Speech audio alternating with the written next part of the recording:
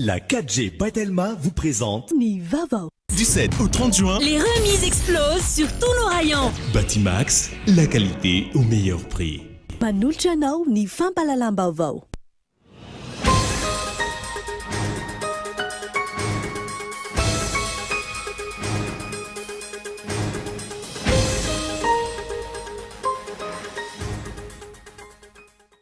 Noho ny faharaiky ambinipolo taona niverenan'ny fahaleovantenan'ny Madagasikara.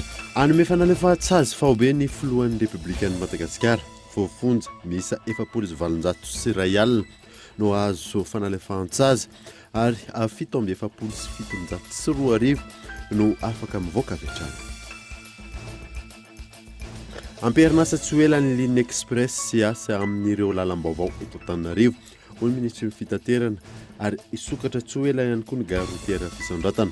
Tsy mbola voafaritra kosa hatreto ny mety ho sarandalana amin'izay zotra vaovao izay. Tsy mangarara ny vola ampiasain'ny mpanao politika eto Madagasikara indrindra amin'ny fotoana fifidianana raha nambaran'ny au niveau de Transparency International. Nitombo isa ireo mpanjifa akoho mamborona eny an-tsena tato anatin'ny fiomanana amin'ny fankalazana ny fetim-pirenena. Nahitana fiakarany 2,000 ariary hatrany amin'ny 5,000 ariary kosa ny vidiny. Maresaka iraisam pirenena, firenena 520 indray no ahitana ny variant delta Covid-19 araka ny tatitra izay nataon'ny OMS. Any Europa avokoa ny 700 tranga voamarina. Na dinao arahana hoe afaka fotoana fohy.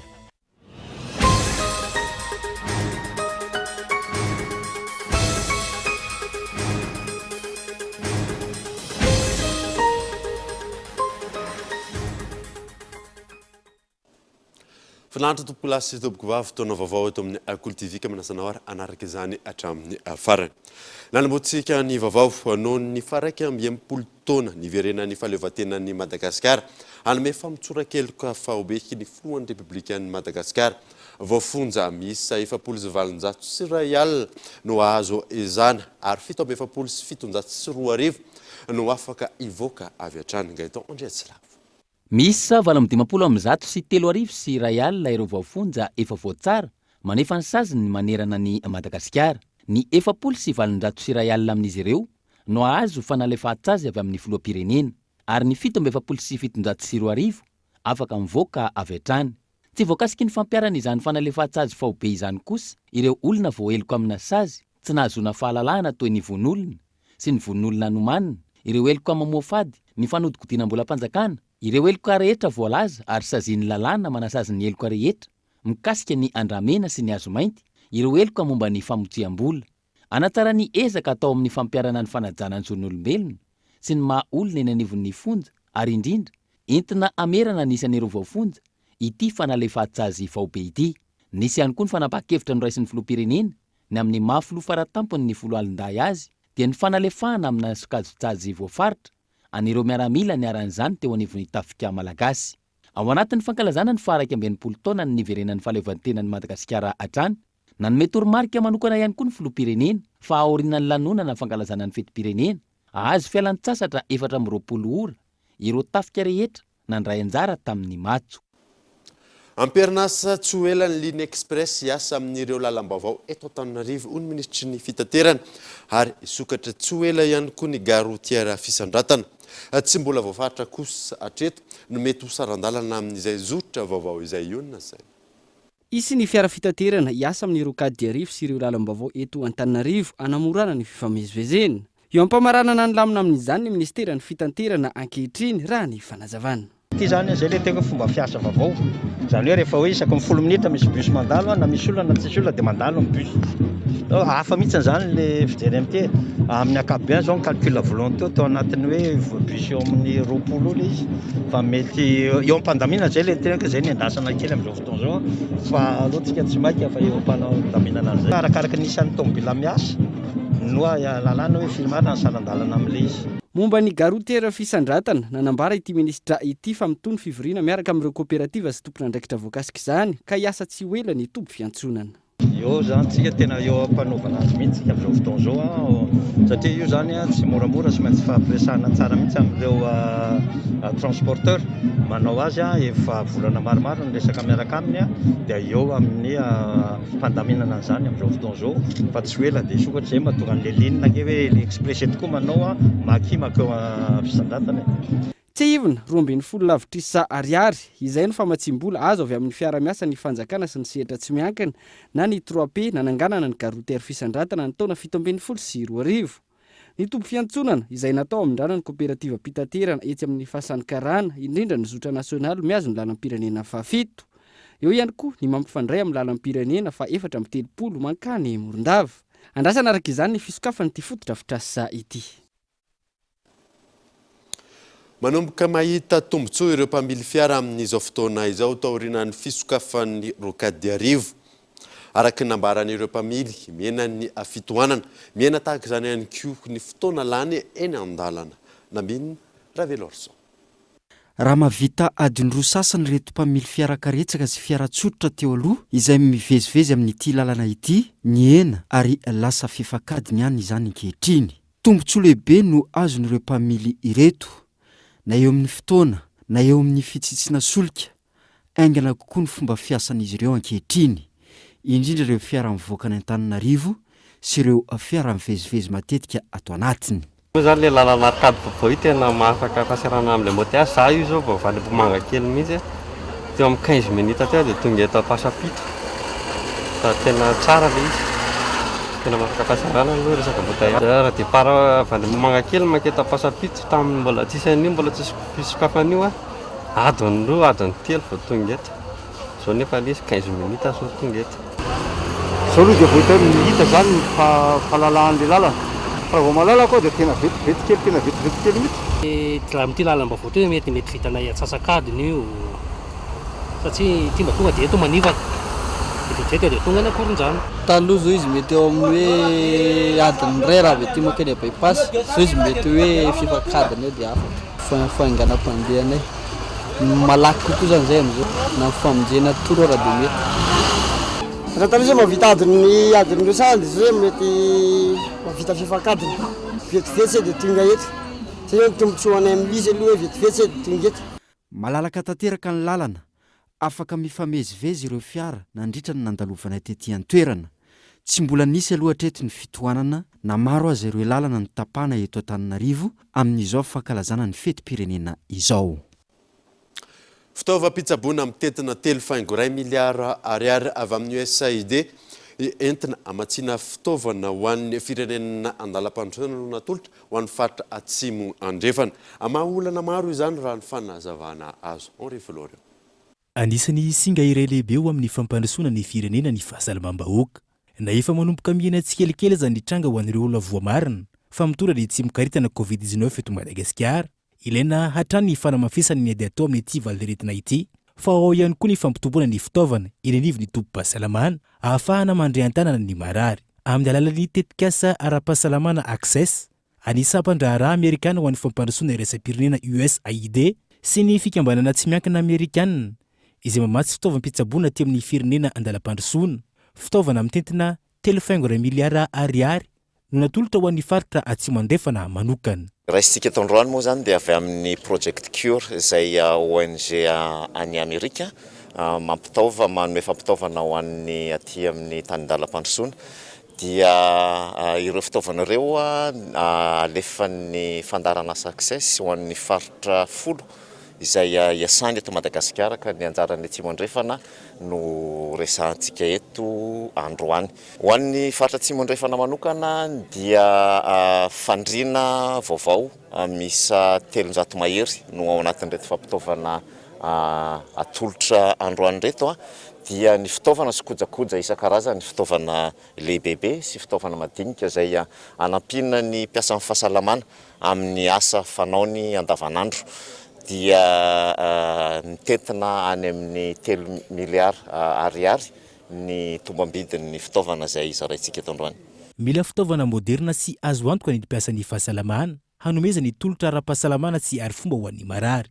Ireto fitaovana ireto izay hanampy an'i Madagasikara indrindra fa ny faritra atsimo andrefana hanamafy ny rafitra ara-pahasalamana sy ahafahana miatrika tsaratsara kokoa ny valanaretina COVID-19 sy naretina maro samihafa. Tokony samy hahay kolokolo ireto fitaovana ireto ny rehetra mba hampateza azy.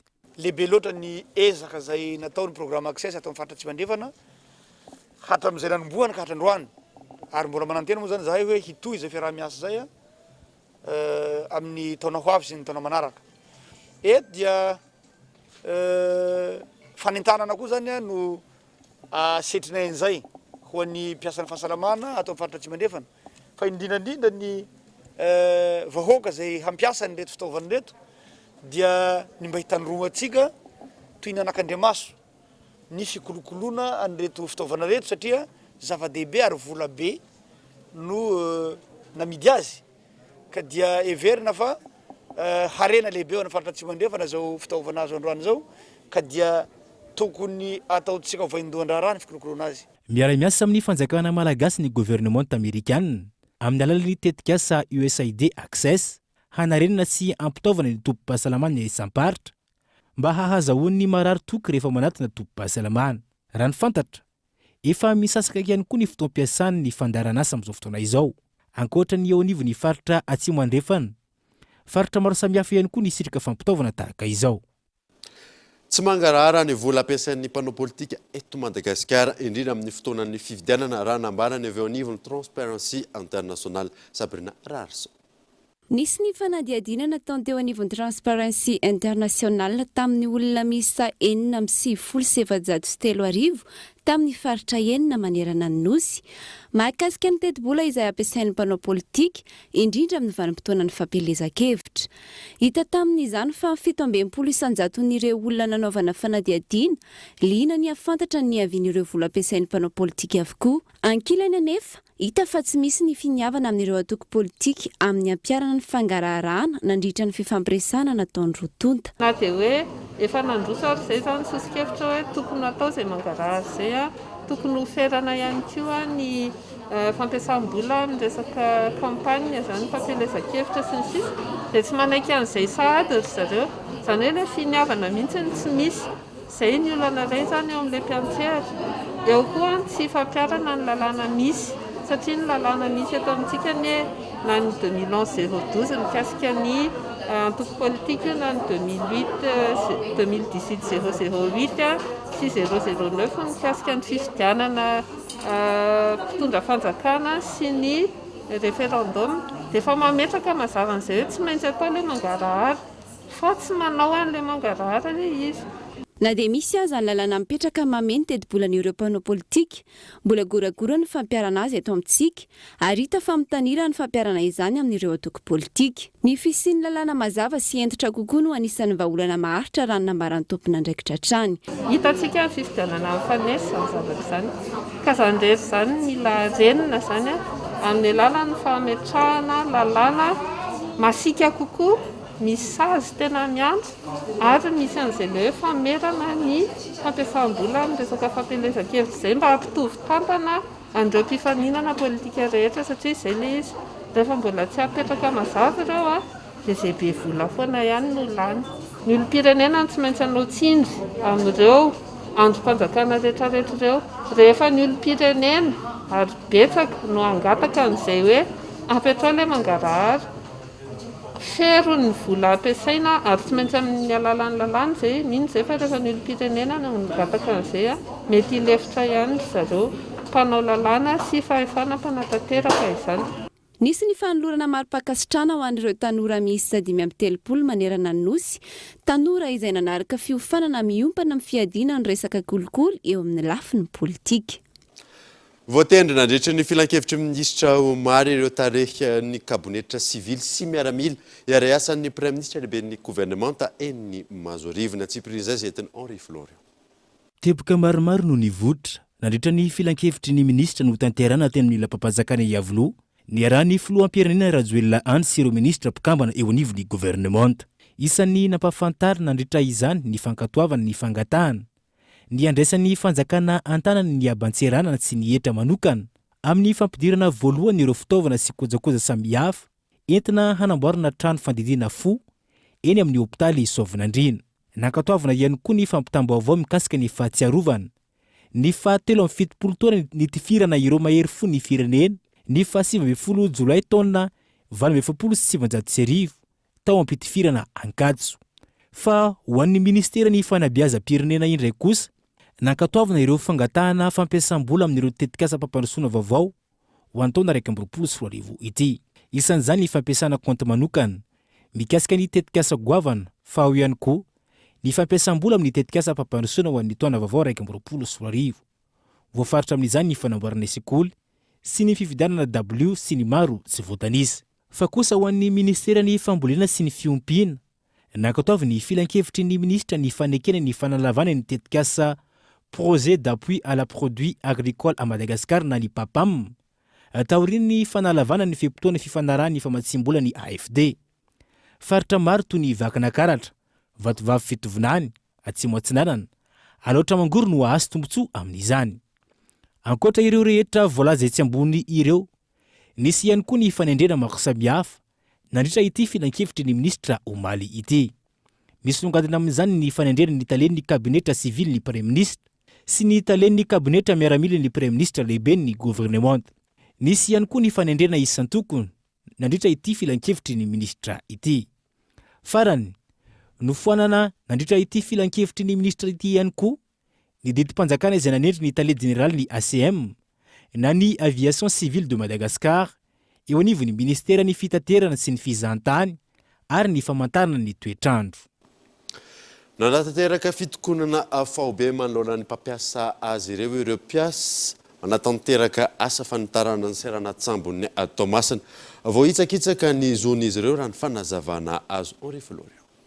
Mpiasa manodidina ny 300 izay miasa amin'ny fanatanterana ny fanitarana ny serana tsambony Tomasina no velontarena noho ny fanaovany mpampiasa azy ireo tsinotsinona azy eo anatrehany fitakina ny zoany. Raha ny fantatra efatra ny amin'ny taona 2024 izy ireo no nomboka ny asa kanefa maro ireo zo tokony ho azony no tsy noraraha iny mpampiasa azy ireo raha ny fanambarany. Rehefa nanamafy ny fitakina ny zo tokony ho azony izy ireo fa nesorana avy hatrany ny ainga nanomboka tamin'ny faha-20 ny volana jona lasa teo. Najanona tamin'ny 11 juin izay niasa nanomboka 2018-2019 eo anatin'izay zany efa nisy ny fikarakarana ny zo maha-olombelona sy mampiasa dia ataon'ny mpampiasa tsinotsinona ny fikarakarana le zo ary niniany tsy mihaino mihitsy izy ireo. Dia misy ny fikarakarana resaka classification de catégorie professionnelle dia izay efa nataony inspection de travail fisafona tany amin'ny port de développement izay namoaka ny mise en demeure nametraka ny catégorie professionnelle amin'ny tokony ho izy araka ny asany tsirairay aby. Dia izay olona tian'izy ireo ihany no napetraka izy ireo catégorie professionnelle normale fanaraka amin'ny lalàna izay ny asa. Eo anatin'izay dia taty afara moa zany ny contrat de travail-nay dia tsisy misoratra hoe phase 1 na phase 2 fa contrat de CDI na indéterminé. Eo anatrehan'izany ny tokona teo anolohan'ny mpampiasa azy ireo ireto mpiasa manodidina ny 300 ireto ny Andry Omaly manao antsova amin'ny fanjakana ihany koa izy ireo mba hijery vahaolana maika sy azo tsapain-tanana amin'ireo mpiasa manatanteraka ny asa fanitarana ny sarana an-tsambony Tomasina izao. Taorena ny savorivory makasika ny fametrahana ny ben'ny tanàna vaovao tao Vangaindrano totosa tamin'ny fotoana farany fametrahana samboady ny ben'ny tanàna tao aoriana ny voan'ny didy avy amin'ny filan-kevim-panjakana ny volana maritsa teo Ivry-Richard. Tafiditra anatin'ny kaominina taramin'ny fampandrosoa ny Vangaindrano ao amin'ny faritra atsimo atsinanana na teo aza ny savorivory mahakasika ny fametrahana ny ben'ny tanàna vaovao izay nandray ny toerany tao aorian'ny fanapahan-kevitry ny filan-kevim-panjakana ny volana martsa tontosa ny fametrahana ny samboady vonina iara-iasa amin'ny fanjakana ny ben'ny tanàna raha ny fanazavana. Nanapa-kevitra ny ben'ny tanàna iara-iasa ny salary ary manome toky 100 isan-jato fa iara-iasa isika fa indrindra ny fanatanteranao ny velerano 7 zay ny matomatisanao. Mila fiara-mientan'ny ankolafy rehetra ny fampandrosoana ny Vangaindrano hoy ny solombavam-bahoaka any an-toerana. Dia mamerimberina matetika an'ity fomba fiteny ity hoe miantso ny ankolafy rehetrarehetra na toko politika ny inona zany izy na vahoaka rahateo moa zany mba hifanome tagnany amin'ity fitondrana ity satria raha ifanohitra itsika dia tsisy zavatra manjary ny etopitsika etoa fa nitadiavisika dia nifampandroany any Vangaindrano. Ny farany herinandro nototosa ny fametrahana ny samboadin'ny ben'ny tanàna ny Vangaindrano sy ny lefiny miisa roa izay notron'ireo tompona ndraiky mpanjakana tany an-toerana. Ny votoatin'ny gazety mpiseho isan-kerinandro Madagasikara Matin Hebdo indray no entina aminao anatin'ny ty fanadinana manaraka ity na tsiprinza zay entin'ny Yves Richard. Refus du vaccin Covishield, un blocage commercial initié par l'Europe. Io no lohateny lehibe nentin'ny Madagasikara Matin Hebdo ao amin'ny pejy faha-efatra sy ny faha-5 araka ny votoatin'ny lahatsoratra mahakasika izay. Niteraka hevitra maro teto Madagasikara ny fampitabaovao navoakan'ny Masoivo Frantsay milaza ny tsy fankasitrahan'ny vondrona Europeana ny vaksiny Covishield izay nalefa teto Madagasikara tao anatin'ny initiative Covax. Nahoana no namohan'ny vondrona Europeana ny fanapahan-kevitra? Izy ireo izay nanome vola tapitrisany euro hanaovana vaksiny malagasy miisa 4,7 efa nisy ny fangataham-panazavana momba io nataon'ny ministry ny fahasalamam-bahoaka raha ny votoatin'ity lahatsoratra hatrany saingy andrasana ny valiny hatreto. Ny fanohitra tamin'izay ankilan'ny fomba fijeriny OMS izany nitarika ny fametrahana ny initiative Covax natao hanamorana ny fisitrahan'ny firenena marefo miisa 20 ny vaksiny araka ny fanazavana. Efa nandalo fitsirihana tamin'ny manam-pahaizana iraisam-pirenena maro ny vaksiny nahazo fankatoavan'ny OMS raha ny fanazavana ary isan'izay ny Covishield. Misongadina anatin'ny Matin Hebdo ihany koa ny mahakasika ny ampahan-dahatsoratra momba ny fandarana alaliny vokarin'ny sampana fampalalam-baovao Cool TV miomana amin'ny midongy atsimo indrindra ny resaka omby izay ny avitsy manoloana ny asandahalo izay no arahinao anatin'ny fandarana alaliny ny alahady avy zao amin'ny 7:00. Olona ray indray no fantatra fa namonoeny vokatry ny valinaretina Covid-19 teto Madagasikara rantasy izay navoakan'ny Ministeran'ny Fahasalamam-bahoaka tamin'ny ity andro any ity. 20 ireo tranga vaovao raha toka 5 ireo sirana soamantsara, 17 kosa ireo forme grave.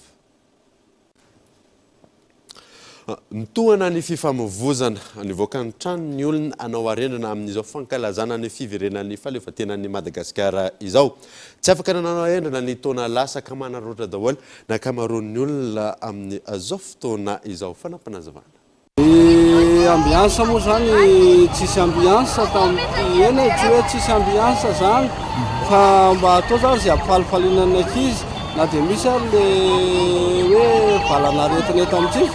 Dia ny ankizy kely tsy malala hoe tsy misy zany fa tsy maintsy hoe mba ampifalifaliana mampitona anazy mandehandeha kely manao arendrina zany dia izay fotsiny ngambany tsy dia mandeha lavitra fa tsy dia mandeha lavitra fa mba manodididina raha hoe teti-bola moa zany tsisy hoe teti-bola fa zay ampelantanana ihany efa fantatsao vaoaka malagasy rehetrarehetra ngamba amin'izao krizy miaina zao tontolo zao dia zay dia mirarisoa amin'ny malagasy rehetrarehetra zany mirarisoa amin'ny malagasy rehetrarehetra aza-kivo mivavaha foana favaka foana tsika mba ho resitsika zao valanaretina miaina an'izao tontolo zao indrindra ao Madagasikara dia mivavaka ao Madagasikara dia mivavaka ao antsika rehetrarehetra mba ho salamy.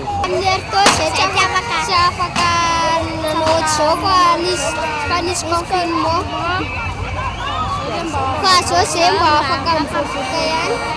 Amin'ny atsira be zao zay dia tonga makaty mamanga ny zavokely mba manao fety aty amin'ny zavokely. Mba mivoaka kely zay lavitra eto trano. Kaikaiky any ho ana amin'ny Analakely zay andeha hijery andeha any. Mety amin'ny fisivy.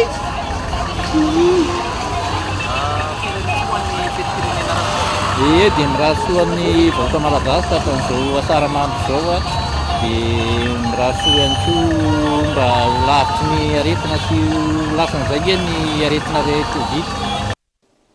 Tahaka mahazatra anaraka dokavatra isika meloana idirantsika tapany faharoan'ny vaovao rehefa avy eo ary.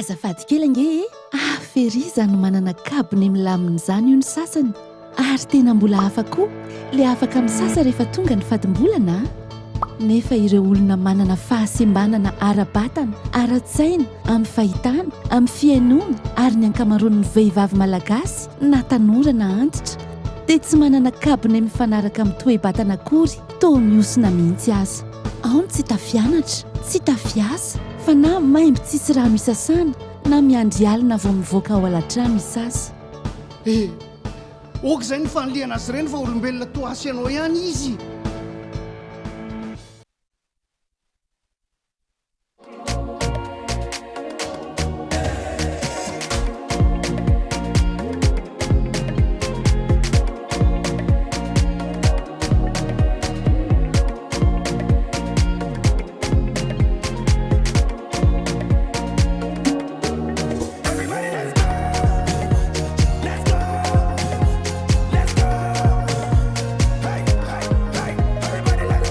Ensemble, célébrons le foot avec l'UEFA Euro 2020 en intégralité.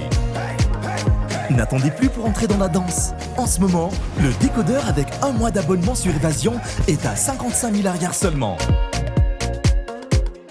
Les bouquets Canal+.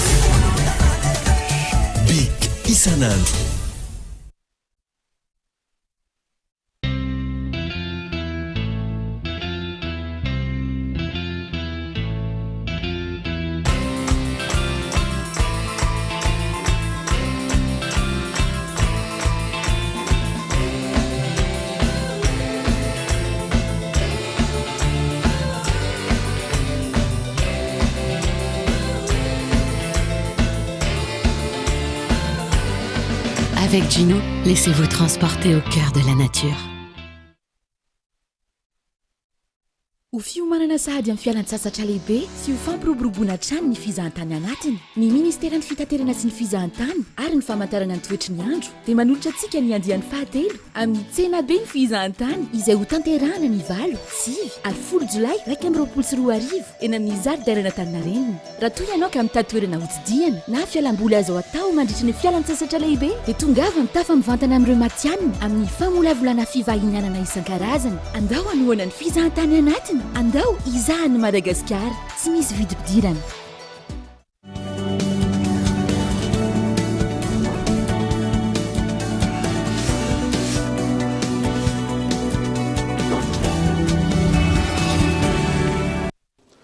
mety trano tapany faharoany vaovao isika andre Matomak Alphonse sy maître Razafinjatovo Willy indray no vahin'ny fandarana ankitspo androany izay aoranao aorinan'ny fampalalam-baovao daoary ho jerentsika ny ampany amin'izany verika fa tena tsy sarotra tena mora kely mihitsy mamaly an'izay fantenenao zay ahoana no tokony ataotsika afahantsika mandroso bebe koa eo amin'ny fitondrana ny tany sy firenentsika raha amin'izao toerana misaitsika zao satria voalaza sy samy manaiky tsika fa hoe gisitsika amin'izao fotoana zao dia ny hoe ny fahaizanao efa nanatsika samy manam-pahaizana amin'ny eto amintsika ny olombelona manatsaina mihitsy namen'Andriamanitra saina tsy misy zay tsy zavatra tsy namen'Andriamanitra atsika fa manan'Andriamanitra fotsiny hoe manana safidy nareo rehefa avy eo rehefa nomeko an'izao zao hoe ahoana nitondranareo ny tenanareo eo le gasy le lasa ny tonatonana dia ny akabeazy le manam-pahaizana sy manatsaina dia lasa nentina anararotana le tany sy firenena manakarena hampanakarena ny tenany sy ny fianakaviany ary manodidina anazy no heveriny fa ny olona rehetrarehetra zay any tany firenena hafa zay mandroso dia natsiaro tena fa hoe ty zaho tiany e matoa napetraka teto dia manana adidy zany hoe am'teny hoe manana mission hanatsarana sy hanampy ny mpiarabelona amiko mihevitra ohatra zao teneny Zandribe présidente eo le hoe jereo sisy Maurice verinareo ve Maurice nalarin'olona tany retreteto dia hoe verinareo fa anjely daholo ny président ao misy mpitondra ny tany sy fireneny misy manao afera daholo reny mangalatra manao afera ihany fa mba ny ferany fa tsy voatery akory rehetrarehetra hoe angalarin'ny dododolona hoe ho anazy fianakaviana raha atao kady tsotsotra dia teo amin'ny enina tao zao ny filoham-pirenena ny fandimby teto amin'ny tany sy ny fanjakana eo reo tena tsefatsefany teny fa enina zany reo mpitondra reo dia samy nanana programa tsara tare mamirapiratra tsisy ratsy fa izao no nataotsika amiko zany dia problème na gestion ny problème eto fitantanana ny problème eto efa voalazany sokobeko moa niditra landalina koa fa ohatra fotsiny zao ary ohatra kaiky ary mety zay ngamba nanasany Andriamatoa filoha amin'izao fotoana zao Andriamatoa Kagame any Rwanda zany dia tany hoe ohatrany Suisse zay tsy tendrombohitra tsy ny sisa pays de mille collines moa ny filazana azy tsy ohatrany Madagasikara zay manana tendrombohitra manana lemaka manana vato manana inona fa ny azy ny fitantanana no henjana lafa mavao hafa kosa indray dia ny tanora no mamaritra ny ampahany betsaka amin'ireo mpanjifa akanjo gasy amin'izao fotoana izao ny lalonana tahaka ny fampiakaram-bady sy ny fetim-pirenena tahaka izao no mampandeha ny tsena raha ny fanazavan'ny mpamorona sy mpanjaitra akanjo vita amin'ny akora malagasy Michel Aranarzona akanjo malagasy vita amin'ny akora malagasy ranoray sy vokarin'ny mpamorona sy mpanjaitra malagasy amin'izao ankatoka ny fetim-pirenena izao mitombo mpanjifa amin'ny ankapobeny ireo tanora vao eritrerony no betsaka manjifa sy liana amin'izany amin'izao vanim-potoana izao aloha zany dia lasa misaiky morona any amin'le malagasy mihitsy ny indrindrindra fa ny tanora ny tanataratra amin'izay mantsy ry zareo le misafidy ny tokantrano any hoe hanao fifambofona dia lasa saiky fitafiana gasigasy daholo ny ampiasain'le ankizy am-potoana tena ilain'ny olona anazy moa zany leo amin'le raha-mpianakaviana ray mitokana trano misy koa moa zany le hoe mitokana fasana dia manao an'ireny teny ireny dia ny vodiondry misy moa tena manao mariazy mihitsy amin'ny lamba malagasy misedra olana amin'izao ny mpamorona malagasy izay miankina tanteraka amin'ny akora avy eto an-toerana tsy ampy sy lafo ny akora ampiasaina noho ny antony maro ray aloha le tsy fahampiny dia ray koa le efa miditra vanim-potoana ririnina sy anina masy dia efa be da be zany tsy mahavanina loatra le bibikely angalana an'le izy dia moa koa ohatra nisy mpandraraha vahiny tsofoka tao anelanelany tao dia nakambongadiny an'le ohatra ny ataontsika hoe soa sauvage zao alaina ambogadiny amin'ny vidiny somary lafo dia io moa zany le azakazako anatin'le varotra dia ohatra n'le tsatsazo aleony ary mamendry zareo zany satria somary lafolafo ny andraisan'ny zareo azy noho le malagasy kely anisan'ny nanimba zavatra zany zay zavatra zay de misy koa moa zany ny doroala. Amin'ny ankapobeny miankina amin'ny didin'ny akanjo iray ny vidiny mandidina ny 3 hetsy ariary ary mety ho tafiakatra hatramin'ny 5 hetsy ariary. Nitombo isa indray ireo mpanjifa akoho mamborona eny an-tsena atao anatin'ny fiomanana amin'ny fankalazana ny fetim-pirenena nahitana fiakarany 2,000 ariary hatrany amin'ny 5,000 ariary kosa ny vidina Abraham Randriamanana. Ao anatin'ny fiatrehana ny fankalazana ny fetim-pirenena, niakatra tsy toy ny andavanandro ny mpanjifa ny akoho mamborona eny an-tsena raha nambaran'ireo mpivarotra. Mifanaraka amin'ny haben'ny vorona ny vidiny ary nahitana fiakarany 2,000 ariary hatramin'ny 5,000 ariary izany. Mba misokatsokatra kely zany le tsena. Ninazy zao lafiko maraina teo zao folo. Reny zao embolany reny vao lehibe. Misy sokajiny zao amin'ireny kelikely rery zao 2,000 sy iray. Dia amin'itony 2 alina. Tamin'ity zao izy niakatrakatra kely azon'ny katsaka koa miakatra. Dia angalana azy any an'ilay piopy zany zay mbola miantoka. Niakatra dia tsy maintsy ohatr'izay koa ny ety amin'ny fivarotana. Ankoatra izay, nisy amin'ireo mpivarotra no nampiena ny entana amidy, isoroana ny faty-antoka manoloana ny fiatraikan'ny valanaretina raha ny fanazavana. Ireo zao ny anareo ganireo dia gisa kely rehetra fa tsy... Za koa tsy nakaentana betsaka fa le izy atahorana tamin'ilay confinement teo zany dia sao dia hoe tsy dia manam-bola ny olona ohatr'izany dia tsy naka betsaka. Na zao ireo ganireo eo amin'ny 20 teo zao zany nalaina nefa nisy taona maka 200, 50. Na eo azy izany, nanamafy ireo mpivarotra akoho mamborona fa tsara ny sena nandritra ny fankalazana ny fetim-pirenena tamin'ity taona ity raha nampitahaina tamin'ny taondasa. Ny fiterahana tany amin'ireo renjaza amin'ny ankapobeny mahatonga ny olona iray tsy manana akopy. Maro nefa ny olana izay ateraka ny tsy fananana izany. Maro araka izany ny tonga mamaly ny antso isaky misy ny fizarana kopy faobe. Ionona saina. Mbola maro ny malagasy tsy manana kopy nahaterahana. Isan'ny antony mahatonga izany ny tsy fahafantarana ny tsy firarahiana tsotro zao, ny fahalavira ny birao-mpanjakana, fa ihany koa ny tsy fiterahana tany amin'ny toeram-pitsaboana voatokana amin'izany. Vokatry ny tsy fananana izay kopy nahaterahana izay, maro ny olana sedraina. Ny antony tsy nahavitana an'ilay kopy zany ilay teraka trano. Dia eo amin'ilay hoe nampanantena hoe ny dadany manao anazy nefa rehefa tonga ny fotoana lasa ny dadany dia tsy vita ilay kopy. Izay zany amiko ny anahy zany izay. Tena sahirana be mihitsy amiko manokana ilay nampiala-janaka zany tena sahirana ary irariran'ny mpampianatra. Izay zavatra ataonao zany dia misy problème daholo zany izay atao rehetra. Teraka renjana zany nateraka trano dia vita ilay kopy.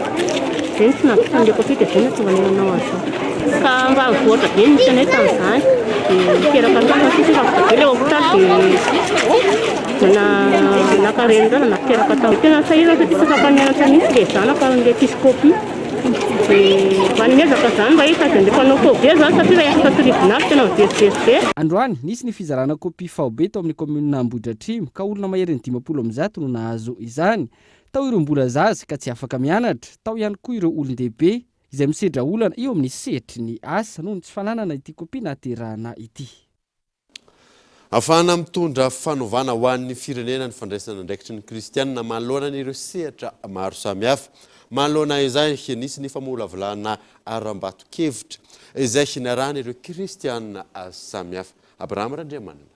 Manana andraikitra ho fitondrana fanovana amin'ny sehatra samihafa ho fampandrosoana ny firenena ny kristianina. Zava-dehibe ny fametrahana ny lalan-tsaina amin'ny fanatanterahana izany, antony namolavolana ny aram-bato-kevitra maro-toana ny maro. Kristianina avy amin'ny sehatra samihafa no nandrafitra izany, ary maro ireo loha hevitra no velabelarina ao anatiny raha ny fanazavana. Ny fijoroan'ny kristianina eo anatrehany zavatra izay manjolo firenena. Raha tamin'ny andron'ny Estera dia hoe ahoana ny fijeriko ny loza izay anjony fireneko. Ankehitriny kosa ny kristianina malagasy dia nanao ango-kevitra izay narafitra ho aram-bato-kevitra mba hiatrehana ny 70 taona manaraka. Ahafahantsika mijoro amin'ireo sehatra manan-danja mitondra ny soatoavana kristianina indrindra mandray andraikitra amin'ireo sehatra maro.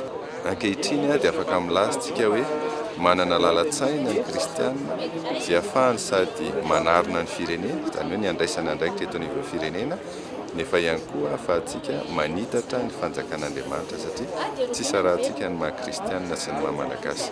Araka izany, nisy ny fitaovam-pivavahana notanterahina tetsy amin'ny fiangonana loteriana Ambadifinaky ho fitsofandrano sy ho fanolorana ny aram-bato-kevitra maritoana ny maro an'ny kristianina. Ankoatra izay, nisy ny rojo-bavaka notanteran'ny kristianina malagasy maneran-tany ho fitondrana mambavaka ny firenena ao anatin'ny fankalazana ny fiverenan'ny fahaleovantena.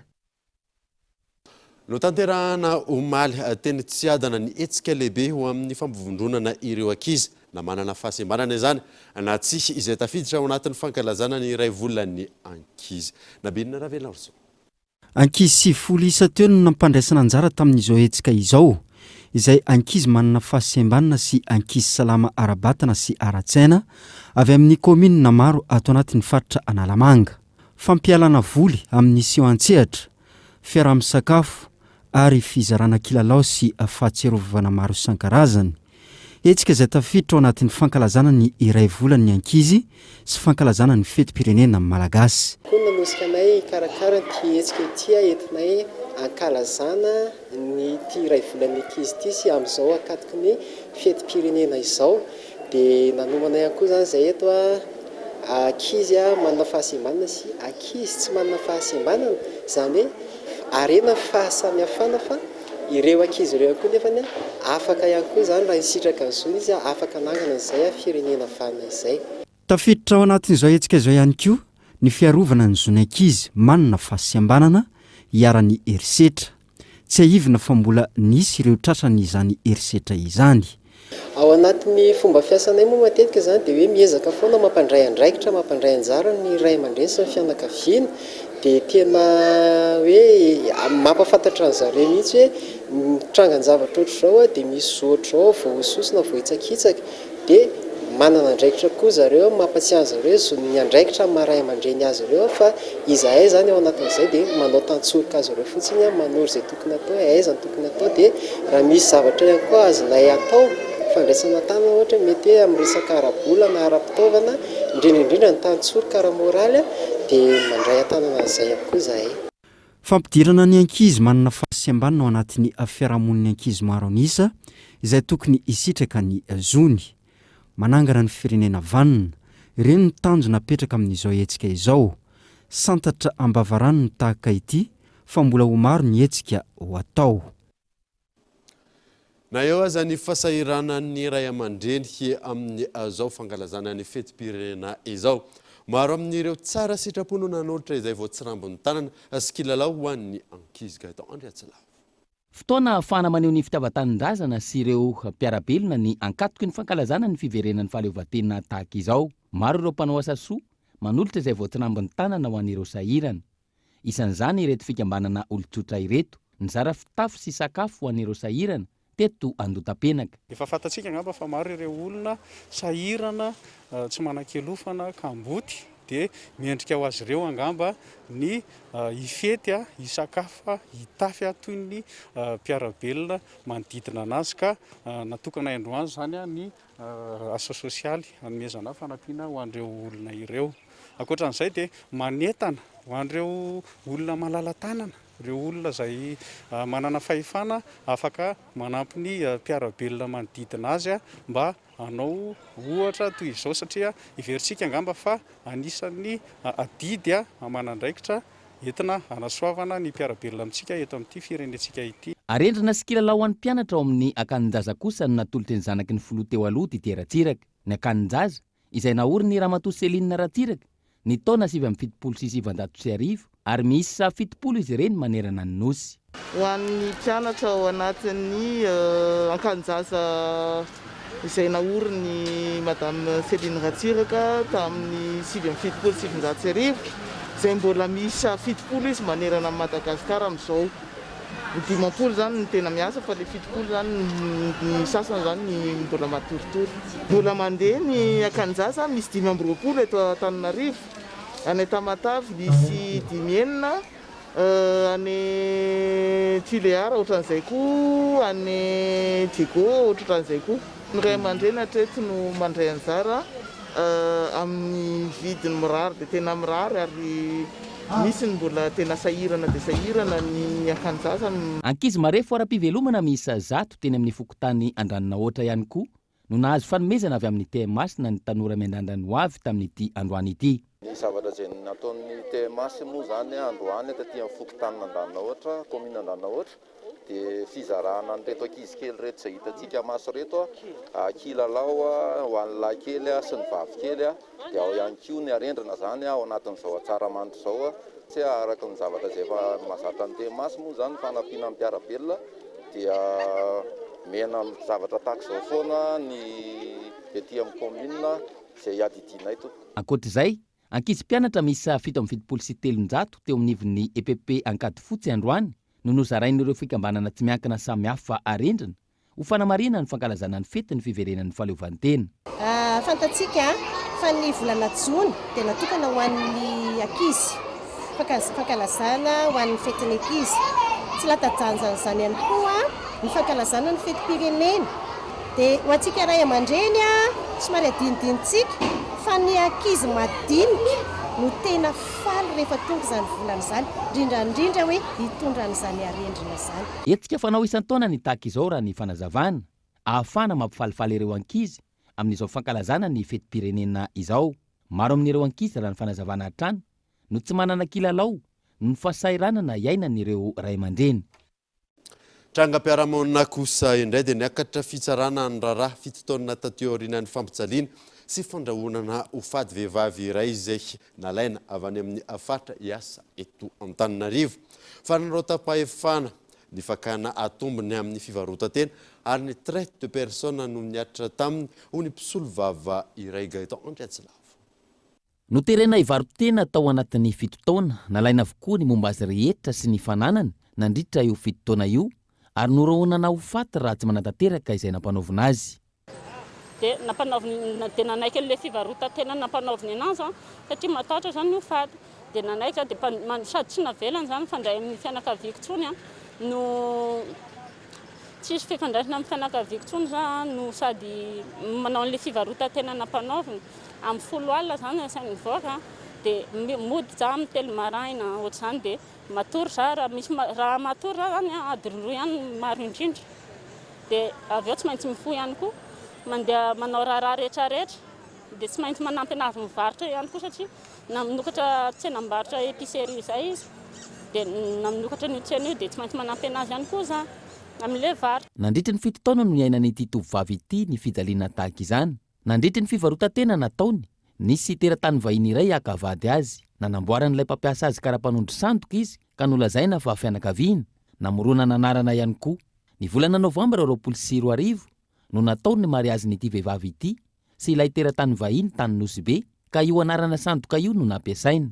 Taorian'izay, alaina avokoa ny vola rehetra izay alefa ny vahiny io. Ie, mandefa vola amina le ramseko amin'le anarako hoe Rakotason Joanias Caroline dia ie amin'le diso io. Ka nefa io misy CIN misy tout ça dia mandeha maka an'le vola za dia tsy maintsy miaraka aminahy eny izy dia vao maka an'le vola za magnano signature fotsiny dia izy maka an'le vola alainy ety aminahy le vola ohatr'izay. Tena tsy voaisako tsony aloha raha tena hoe vola nalainy aminahy satria efa nividiny tokotany, nividiny épicerie, efa nahazahoany navitany trano any atiliarany amin'ny misy ny ray aman-dreny ihany ohatr'izay le izy. Efa tsy voaisa tsony mihitsy aloha izay vola lasany aminahy ka. Tsy izy irery ihany no niaran'izany raha ny fanazavana. Nisy vehivavy hafa avy any ambanivohitra izay avan'ilay olona ihany. Nisy mpanampy hafa ihany koa nalay ny olona io. Taty aoriana amin'izay naka an'le zanakany dadatony izy dia mody ataony hoe hotezainy hony ohatr'izany dia le dadatony koa zany ampandriny fotsiny any ambanivohitra satria izy tsy maka olona eto amin'ny ville hony fa olona eto amin'ny ville hony fetsifetsy ratsy hony hoe dia ny any ambanivohitra ireny hony mety manipuleny zany ny teneny dia ary tsy maintsy manaiky ny jeton satria lavitra havana daholo izy. Taty aoriana tsy nahazaka intsony ity vehivavy ity ka nampiakatra ny raha tamin'ny manam-pahefana sy ny fitsarana. Voalohany aloha mampampiasa anazy nafanina nisy pression tamin'ilay olona misy abus d'autorité zany hoe nisy autorité izy par rapport amin'ilay mpiasa dia nisy abus izy dia niabuse l'autorité an'izay namorsena anazy nandeha nanao fivarotan-tena dia ny zavatra faharoa nisy ny proxénétisme satria ny proxénétisme hoe vao mitire profit amina prostitution ianao a dia efa proxénète zay dia nisy moa zany mitohy nihitatratrany amin'ny faux le izy a dia nisy an'izay raha niditra lalindalina ao anatin'le izy zay a étant donné a ny fe rehetrarehetra satria niala avy tany Fianaratsoa le olona dia nentiny taty dia tonga taty a ny fitahan'le olona hoe asany nakany an'le olona dia nefa zavatra hafa nataony misy traite ihany koa zany no anatin'le izy hoe traite des personnes satria ny se déplacer le olona nentina taty a dia zavatra hafa nefa nampanaoviny anazy. Miakatra fitsarana ny raharaha ankehitriny mangataka ny mpisolo vava ny akaran'ny raharaha teny anivon'ny pak no izy misy resaka traite des personnes ary eo am-piandrasana ny valin'izany amin'izao fotoana. Misy ary mety ho maro ny tranga tahaka izao eny anivon'ny fiarahamonina ka antenaina fa andray an-tanana sy anara-maso akaiky ny raharaha tahaka izao ny fitsarana. Ino zany ao anatin'ity affaire ty hoendry ny fitsarana ao anatin'le izy ary handray mesure contre ny olona zay nitoriany ty raharaha ty.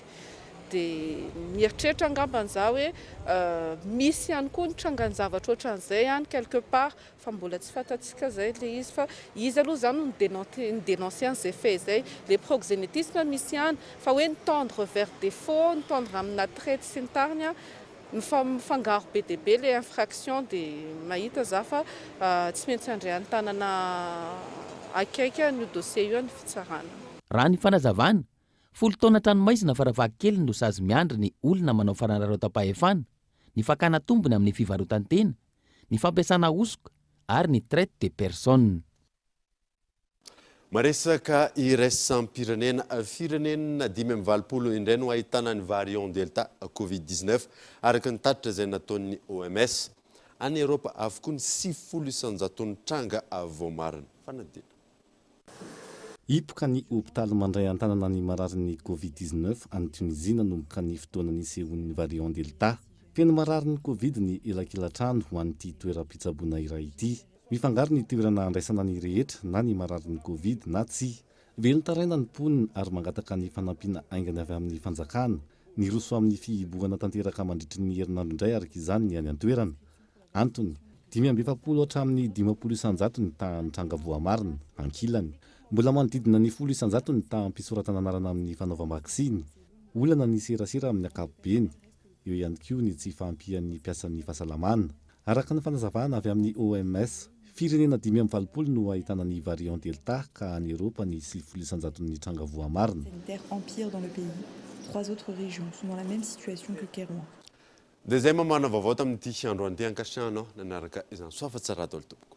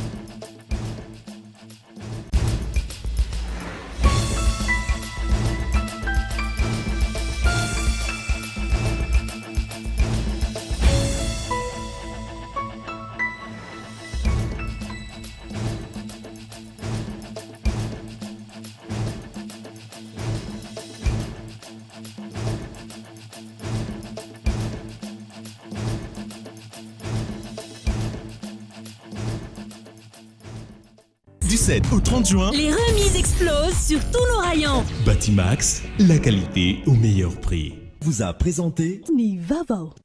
La 4G by Telma vous a présenté Nivavo.